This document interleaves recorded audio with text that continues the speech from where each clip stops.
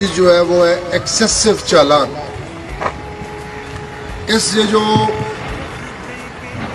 जून और जुलाई के महीनों में हमने ये चीज़ नोट की है कि आप लोगों ने बेतहाशा चालान किया, बेतहाशा। अभी वो मेरी इस स्पीच के बाद मॉडल ट्रैफिक को मैं बुलाऊंगा, वो आपका नाम बताएंगे कि जिन्होंने ज़्यादा चालान किया। आप ना तो रेवेन्यू डिपार्टमेंट से हैं, ना आप कलेक्टर हैं किसी डिपार्टमेंट के, ना आप एफबीआर के नुमाइंदे हैं। आपका काम सिर्फ और सिर्फ ट्रैफिक का स्मूथ फ्लो है,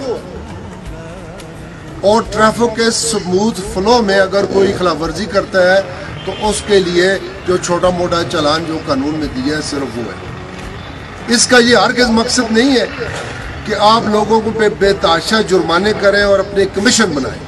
में आपने इतनी तेजी दिखाई है इन 2 महीनों में कि आपने उसकी बाकी सारी कसर निकाल दी,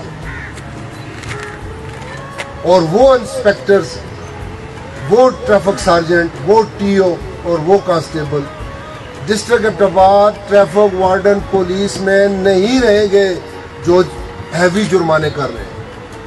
और लिस्ट में अभी आपको उनकी बताता हूँ।